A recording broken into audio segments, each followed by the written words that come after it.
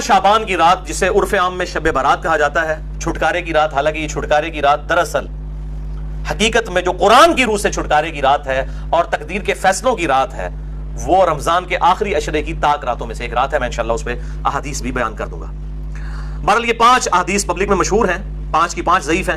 سن لیجئے. پہلی حدیث جامعہ ترمذی اور سنن ابن ماجہ سے ہے، مشکات میں ہے 1299، بڑی مشہور حدیث ہے. اما عائشہ رضی اللہ تعالیٰ عنہ کہتی ہیں آپ صلی اللہ علیہ وآلہ وسلم کو میں نے ایک رات بستر پہ نہیں پایا تو میں آپ کو ڈھونڈتے ہوئے نکلی تو آپ صلی اللہ علیہ وآلہ وسلم بقیع غرقد تشریف لے گئے تھے، بقیع قبرستان میں، اور آپ صلی اللہ علیہ وآلہ وسلم نے وہاں پر یعنی دعا فرمائی. اور اما عائشہ کہتی ہیں کہ میں آپ صلی اللہ علیہ وآلہ وسلم سے پہلے ہی واپس آ گئی تو آپ صلی اللہ علیہ وسلم نے مجھ سے مخاطب ہو کر فرمایا کہ کیا تم نے یہ گمان کیا تھا کہ اللہ اور اس کا رسول تم سے خیانت کریں گے؟ یعنی سانس پھولا ہوا تھا تو آپ کو پتہ چل گیا کہ یہ میرے پیچھے آئی تھی، یعنی مراد یہ کہ تم یہ سمجھی کہ میں کسی اور زوجہ کے پاس چلی گئی. اور وہی اما عائشہ نے کہا کہ ہاں میں یہی سمجھی تھی. تو آپ نے فرمایا یہ بے شک نصف شعبان کی رات ہے، یعنی 15ویں رات ہے شعبان کی، 14 اور 15 کی درمیانی رات. اس رات اللہ تعالیٰ آسمان دنیا پر نزول فرماتا ہے جیسا کہ اس کی شان کے لائق ہے، اور بنی کلب کی بکریوں کے بالوں سے بھی زیادہ لوگوں کی مغفرت کر دیتا ہے. لیکن یہ روایت ہے ضعیف. ڈاکٹر طاہر القادری صاحب یہ روایت پڑھتے پڑھتے ٹھٹک گئے کیونکہ اس کے آگے لکھا تھا امام ترمذی نے کہ روایتی جعلی ہے. لیکن یہ علماء اتنے بے شرم ہیں اور بالکل خیال نہیں کرتے ہیں کہ آدھی حدیثیں پڑھتے ہیں، اور چلے کوئی جاہل ہو تو ہم اس کو بینیفٹ آف ڈاؤٹ دے سکتے ہیں، لیکن اگر کوئی عالم اس طرح کی کام کرے گا تو اس کو تو پھر ہم نہیں چھوڑیں گے. یہ بے شرمی کی انتہا ہے اور علمی خیانت کی انتہا ہے. ٹھٹک گئے. آگے کے الفاظ ہیں. امام ترمذی کہتے ہیں کہ یہ روایت منقطع ہے، سب سے شدید جرح ہے کہ راویوں کی ملاقات ہی نہیں ہے آپس میں. اور وہ کہتے ہیں اس میں جو تبع تابعی ہے یحییٰ بن کثیر، اس کی ملاقات تابعی عروہ سے ثابت نہیں جو سیدہ عائشہ کے بھانجے تھے، اور جو تبع تابعی ہے حجاج، اس کی ملاقات یحییٰ بن کثیر سے سما ثابت نہیں ہے. اور پھر ساتھ امام ترمذی نے لکھا کہ میں نے اپنے استاد امام بخاری رحمہ اللہ تعالی جنہوں نے صحیح بخاری لکھی ہے ان سے جب اس حدیث کے بارے میں پوچھا تو انہوں نے کہا یہ حدیث صحیح نہیں ہے، یہ حدیث ضعیف ہے، اور یہ سارے حکم انہوں نے بتائے. البتہ ایک حدیث ہے صحیح مسلم میں 2256 جس میں رات کا تو ذکر نہیں کہ یہ کون سی تھی، بہرحال یہ الفاظ موجود ہیں صحیح مسلم 2256 کہ آپ صلی اللہ علیہ وسلم ایک دفعہ رات کو اٹھ کے قبرستان بقیع غرقد چلے گئے. 3 دفعہ یوں ہاتھ اٹھا کر آپ نے دعا کی، بڑی لمبی دعا کی. اما عائشہ بھی پیچھے پہنچی اور پھر بعد میں پہلے ہی وہ آگے اپنے بسترے پہ سانس بھولا ہوا تھا. آپ نے فرمایا کہ تو میرے پیچھے آئی تھی، تو نے کیا سمجھا اللہ اور اس کا رسول خیانت کریں گے؟ سیم وہی الفاظ ہے. پھر آپ نے فرمایا کہ جب تم سوئی ہوئی تھی، لیٹی ہوئی تھی، میں نے گمان کیا کہ تم سو گئی ہو، میرے پاس جبرائیل آئے تھے، انہوں نے مجھے اللہ کا پیغام دیا کہ جا کر بقیع غرقد میں جو دفن ہے مسلمان ان کے لیے دعائے مغفرت کریں. تو میں ان کی دعائے مغفرت کے لیے بقیع غرقد قبرستان میں آیا اور 3 دفعہ ہاتھ اٹھا کے دعا کی. اس سے یہ بھی بات پتہ چلی کہ بعض جو سلفی علماء کا یہ موقف ہے کہ قبر کے سامنے ہاتھ اٹھا کے دعا نہیں کر سکتے، وہ بالکل باطل ہے. قبر کے سامنے ہاتھ اٹھا کے دعا کر سکتے ہیں، اور اس میں یہ نہیں ہے کہ وہ قبر والے سے مانگ رہے ہیں، وہ آپ اللہ ہی سے مانگ رہے ہیں. نبی صلی اللہ علیہ وسلم نے بقیع غرقد قبرستان میں 3 دفعہ ہاتھ اٹھا کے دعا کی. صحیح مسلم 2256. بلکہ المستدرک الحاکم میں موجود ہے کہ تمہارا رب حیا فرماتا ہے اس شخص سے جو ہاتھ اٹھا کے دعا کرے کہ اسے محروم لٹائے. ہاتھ اٹھا کے دعا کرنا یہ افضل عمل ہے، اور آپ ہر دعا کے لیے ایون نماز کے بعد بھی آپ اجتماعی دعا کی بات نہیں کر رہا، الگ سے جو آپ دعا ہاتھ اٹھا کے کریں تو زیادہ بہتر ہے. نہ بھی اٹھائیں تب بھی ٹھیک ہے. ہم ٹائلٹ میں جاتے ہیں تو ہاتھ اٹھا کے دعا کرنے تو نہیں جاتے، کر کے جاتے. یا بسم اللہ جو ہم پڑھتے ہیں کھانے سے پہلے ہاتھ اٹھا کے تو نہیں. دونوں طریقے سے بہتر ہے کہ آپ ہاتھ اٹھا کے کریں، اس سے بغیر بھی بالکل ثابت ہے. دیکھیں میں ساتھ کتنے چھوٹے چھوٹے مسائل بتا دیتا ہوں. اور یہی جو مسلم کی حدیث ہے 2256 اسی میں وہ دعا ہے السلام علیکم اہل الدیار من المؤمنین والمسلمین وانا ان شاء اللہ بکم للاحقون نسأل اللہ لنا ولکم العافیہ، جو قبرستان جانے کی دعا ہے کہ اے اس قبرستان کے رہنے والے مسلمان مرد و عورت، مومنین مرد و عورت، ہم تم پر سلامتی بھیجتے ہیں اور ہم تم سے اللہ کے حضور جو ہے وہ عافیت کا سوال کرتے ہیں. بے شک ہم بھی مر کے تمہارے پاس آنے والے ہیں، اپنے لیے بھی اور تمہارے لیے بھی اللہ کے حضور ہم عافیت کا سوال کرتے ہیں. دوسری حدیث شعب الایمان امام بیہقی کی کتاب میں ہے 1305، مشکات کے اندر اس کا نمبر ہے، اور یہ ویسے پرائمری کتاب ہے امام بیہقی کی شعب الایمان. اما عائشہ کہتی ہیں کہ 15 شعبان کی رات تھی. اس کے بارے میں آپ صلی اللہ علیہ وآلہ وسلم نے فرمایا کہ 15ویں رات کو اس سال پیدا ہونے والے اور اس سال فوت ہونے والوں کے نام لکھ دیے جاتے ہیں. اسی رات اعمال اوپر چڑھتے ہیں اور لوگوں کا رزق بھی لکھ دیا جاتا ہے. یہ سارے فضائل قرآن کے اندر سورہ القدر سورت نمبر 97 میں تقدیر کے فیصلے کی رات اور سورہ الدخان کے اندر شب قدر کے بارے میں آئے ہیں. اور میرا اصول یہ ہے کہ اگر کوئی حدیث جس کو محدثین بھی ضعیف کہہ رہے ہوں اور وہ قرآن سے بھی ٹکرا رہی ہو تو اس کو ریجیکٹ کرنا بالکل آسان کام ہے. اس حوالے سے وہ حدیث بھی میں انشاءاللہ بعد میں بتا دیتا ہوں. تو یہ روایت بھی منقطع ہے. اس میں ابن حارث جو تابعی ہے اس کی سیدہ عائشہ سے کوئی ملاقات ثابت نہیں ہے، یہ منقطع روایت ہے. اور دوسرے طریق میں ابن کثیر العبدی ضعیف راوی ہے.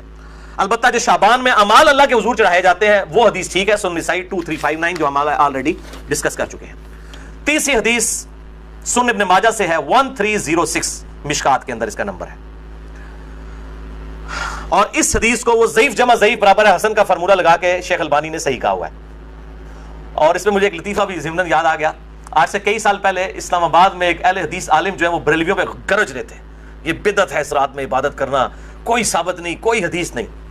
تو میں نے ان کو ایک چٹ لکھ کے بھیجی کہ آپ کے جو روحانی ابا جان ہیں محدث اعظم سعودیہ شیخ ناصر الالبانی، انہوں نے تو یہ سنن ابن ماجہ کی روایت کو جو مشکات میں 1306 ہے اس کو تو صحیح کہا ہوا ہے.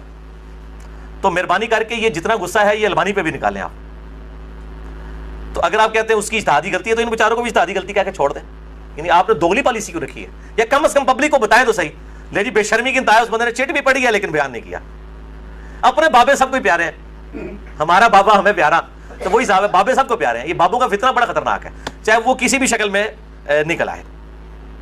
تو یہ مجھے ضمن بات یاد آ گئی اسی حدیث کے حوالے سے. ابو موسیٰ اشعری رضی اللہ تعالیٰ عنہ کہتے ہیں کہ نبی صلی اللہ علیہ وسلم نے فرمایا بے شک اللہ تعالیٰ شعبان کی 15ویں رات اپنے بندوں پر خصوصی توجہ فرماتا ہے اور تمام مخلوق کو بخش دیتا ہے سوائے نمبر 1 مشرک کے اور نمبر 2 کینہ رکھنے والے کے. یہ انتہائی سخت ضعیف روایت ہے اور اس میں کئی حکم ہے. نمبر 1 زبیر بن مسلم اور عبد الرحمن مجہول راوی ہیں، ان نون راوی ہیں، جن کا کوئی یعنی لاپتہ راوی ہیں، جن کا کوئی تعارف نہیں ہے. دوسرا ابن لہیہ اور ولید بن مسلم، یہ دونوں مدلس ہیں اور عام سے روایت کر رہے ہیں اور سما کی تصریح کوئی نہیں ہے. اور شیخ زبیر صاحب نے مشکات 1306 کے فٹ نوٹ پہ لکھا کہ اس کی جو سند ہے یہ ظلمات میں ڈوبی ہوئی ہے، یعنی کسی صورت ہی حسن درجے تک نہیں پہنچتی ہے. یہ تو ضعیف میں بھی سخت ترین ضعیف روایت ہے. اور اس میں پھر اب وہ 11,000 وولٹ والی روایت یہاں پہ بیان کر دوں جو کہتے ہیں ہم صحیح اور ضعیف کا فرق نہیں کرتے، اور میری مجبوری ہے اس کے بغیر یہ دماغ میں ڈرل نہیں ہوتا یہ روایت میں بیان نہ کروں. تو مشکات میں ہے 4902 مسند احمد اور امام بخاری کی الادب المفرد کے حوالے سے. امام بخاری کی بھی ساری حدیثیں صحیح نہیں ہیں، صرف صحیح بخاری کی روایتیں صحیح ہیں. الادب المفرد میں یہ ضعیف روایت ہے. اور اگر ہم ڈاکٹر طارق قاضی صاحب کہتے ہیں ہم امام حنیفہ کے مقلد ہیں، آپ بخاری کے مقلد ہیں، اگر ہم بخاری کے مقلد ہوتے اس روایت کو صحیح مانیں. مشکات میں 4902 ہے کہ جو شخص اپنے جہلی نسب پر فخر کرے تو اس کو پھر تم کہو کہ تم اپنے جہلی نسب پہ فخر کرتے ہو، اسے کہو کہ اپنے باپ کی شرمگاہ کاٹ کے اپنے منہ میں رکھ لے، نعوذ باللہ من ذالک. اور یہ بات اس سے کنایے سے نہ کرو، ڈائریکٹ کرو. اتنی بےہودہ بات آپ صلی اللہ علیہ وسلم کبھی کہہ سکتے ہیں؟ وَإِنَّكَ لَعَلَىٰ خُلُقٍ عَظِيمٍ، اخلاق کے بلند ترین درجے پہ فائز. اور بخاری اور مسلم کی حدیث کے آپ صلی اللہ علیہ وآلہ وسلم میں کنواری لڑکیوں سے زیادہ شرم و حیا تھی، وہ اس قسم کی بات کر سکتے تھے. اس میں بھی یہی حکم ہے. اس میں حسن بصری مدلس ہے اور ان سے روایت کر رہے ہیں، اور صحیح مسلم کے مقدمے میں موجود ہے کہ مدلس کی ان والی روایت سما کی تصریح کے بغیر ضعیف ہوگی. مسئلہ نمبر 36 میرا سن لیں، ضعیف الاسناد اور من گھڑت احادیث کے فتنے کا تحقیقی جائزہ، جسے شوق ہو تو یہ میں نے الزامی جواب پھکی کے طور پہ یہ اینٹی وانم دیا تھا یہ والی روایت.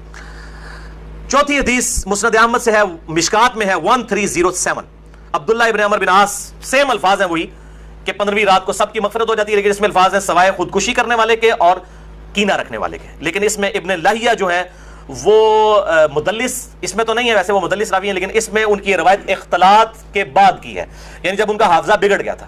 یہ امام حاکم نے المستدرک الحاکم میں کئی روایتوں کو بخاری مسلم کی شرط پہ صحیح کہا ہے، اور بات بھی صحیح ہے کہ بخاری اور مسلم کے راویوں سے وہ حدیثیں ہیں، لیکن ان میں کئی راوی ایسے ہیں، کئی صحابہ بھی ایسے ہیں کہ وفات سے پہلے وہ اپنی حدیثوں کو مکس کر جاتے تھے، حافظہ کمزور پڑ گیا.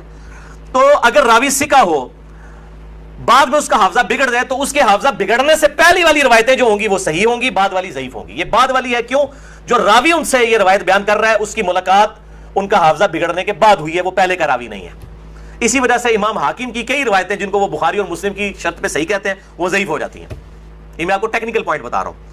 وہ حضرت آدم کی توبہ قبول ہونے والا جو واقعہ ہے نبی صلی اللہ علیہ وآلہ وسلم کے وسیلے سے، مسئلہ نمبر 43 میں بھی میں نے بتایا ہے، وہ روایت جو ہے وہ امام حاکم نے تو بخاری مسلم کی شرط پہ صحیح کہا ہے، لیکن وہ روایت تو ضعیف ہے اور سخت ضعیف روایت ہے.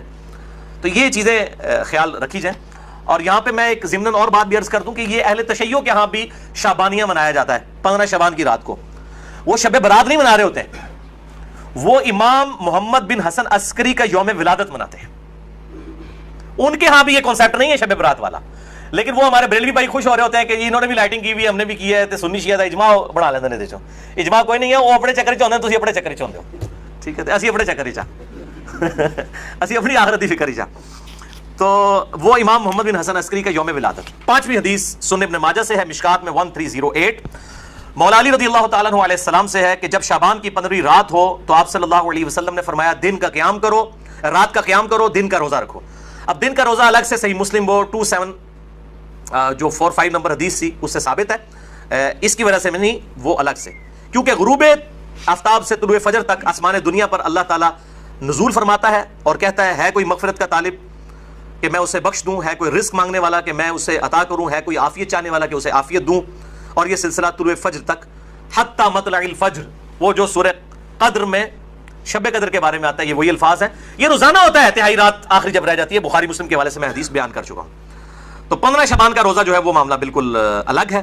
اس حوالے سے اور کئی روایتیں ہیں. شیخ زبیر زئی رحمہ اللہ تعالیٰ نے ایک پورا مضمون لکھا تھا جو مقالات کی پہلی جلد کے اندر وہ مضمون موجود ہے، جسے شوق ہے تو وہ پڑھ سکتا ہے. 14-15 صفحوں کا مضمون ہے جس میں انہوں نے یہ ساری بحثیں اس کی ضعیف روایتوں کے حوالے سے کی ہیں، اور انہوں نے ہی ایک صحیح قول بھی ایک تابعی کا لکھا. لیکن چونکہ تابعی کا قول مقطوع ہوتا ہے اور تابعی اگر کوئی غیب کی بات کرے گا تو وہ ضروری نہیں کسی صحابی سے سنی ہو، وہ کسی دوسرے تابعی سے بھی سن سکتا ہے. صحابی کی غیبی خبر جو ہے نا بیان کی ہوئی وہ امپلائڈ ہے کہ نبی صلی اللہ علیہ وآلہ وسلم سے سنی ہے. صحابی کی جو مرسل ہے وہ ایکسیپٹیبل ہے، اسے ہم موقوف روایت کہتے ہیں. تابعی کی مرسل ایکسیپٹیبل نہیں، اس کو ہم مقطوع کہتے ہیں. یہ غیبی خبر سے متعلق ہے لیکن یہ تابعی تک قول ثابت ہے. اس کا مطلب یہ ہوا کہ اس زمانے میں بھی یہ مسئلہ موجود تھا. مکحول تابعی ہیں شام کے، یہ مشہور تابعی ہیں اور ان کے بارے میں مشہور ہے کہ اکثر مرسل روایتیں چھوٹے ہوئے واسطوں والی بیان کرتے تھے. شعب الایمان امام بیہقی کی کتاب میں انٹرنیشنل نمبر کے مطابق 3671 نمبر یہ روایت ہے. وہ کہتے ہیں کہ 15ویں شعبان کو اللہ تعالیٰ زمین والوں کی طرف متوجہ ہوتا ہے 15ویں شعبان کی رات کو، اور کافر اور کینہ رکھنے والے کے سوا سب کو بخش دیتا ہے. اب یہ روایتیں اتنی زیادہ ہیں کہ اس کی وجہ سے بعض اہل حدیث علماء کا بھی یہ موقف ہے کہ کچھ نہ کچھ اس کی اصل موجود ہے. اکثر تو نہیں مانتے لیکن کچھ اہل حدیث علماء بھی مانتے ہیں، اور جو بند بریلوی تو ویسے ہی مانتے ہیں. اور میرا موقف شروع سے جو تھا وہی ہے کہ میں ہمیشہ فتویٰ نہیں لگاتا، خود کرتا نہیں ہوں، کسی پہ فتویٰ نہیں لگاتا. میرا مسئلہ نمبر 44 پرانا بھی سن لیں اور اب یہ نیا بھی آج ریکارڈ ہو رہا ہے. میرا موقف وہی تھا 5 سال پہلے بھی، اور باقی میں خود کیوں نہیں کرتا، جب تک کوئی چیز اتھینٹیکیٹ نہ ہو جائے تو نہیں کرنی چاہیے. یہ اکثر کہتے ہیں نیکی کا کام ہے، خیر ہے کرنے دو جی. لوگ سال کے بعد اگر کوئی نکلی آئے عبادت کے لیے، تو میرے بھائی سال کے بعد لوگ عید کی نماز کے لیے نکلتے ہیں، تو آپ عید کی اذان کیوں نہیں دیتے ہیں لوگوں کو بلانے کے لیے؟ نہیں جی ثابت نہیں ہے، تو کیا ثابت نہ ہوئی تو کیا ہوا؟ گناہ کا کام تو نہیں ہے، دے دیا کرے اذان. سال بعد لوگوں نے عید پڑھنے کے لیے نکلنا ہوتا ہے. پکیجے الزامی جواب، اینٹی وینم لاجیکل آنسر. تو کہیں گے نہیں جی ثابت نہیں. بھئی آپ کا تو فارمولا تھا ثابت ہو یا نہ ہو، نیکی کا کام ہے تو کر لیں. تو عید کی اذان دے دیں، جنازے کی اذان دے دیں، کیوں نہیں دیتے؟ کہتے ہیں جی نبی صلی اللہ علیہ وآلہ وسلم سے ثابت نہیں. ہم بھی یہ کہہ رہے ہیں. اور پھر اس حدیث کو بھی یاد کر لیں جو صحیح مسلم میں 2684 اور مشکات میں 2052 ہے کہ آپ صلی اللہ علیہ وآلہ وسلم نے جمعے کے دن کو اور جمعے کی رات یعنی شب جمعہ کو قیام کے لیے مخصوص کر لینا، یعنی میں نے صرف یہ اسی میں ہی قیام کرنا ہے، اس سے منع فرمایا ہے. اور الا یہ کہ کسی کے روزے پہلے سے چلتے آ رہے ہوں یا کوئی پرٹیکولر روزہ آ جائے، جس طرح 10 محرم کا روزہ آ گیا یا یوم عرفہ کا، وہ رکھ سکتا ہے، اس کے علاوہ نہیں. اور بیسیکلی مقصد تھا مخالفت یہود و نصارہ کی. یہودیوں نے ہفتے کے دن کو مخصوص کیا اور عیسائیوں نے اتوار کو. تو کہیں مسلمان جمعہ ہی نہ پڑھ لین خالی، اور پھر بھی مسلمان بعض نہیں انہوں نے جمعہ پڑھ لیا، خیال ہونا پھر بھی کوئی نہیں کیا. ولیعوذ باللہ تعالی.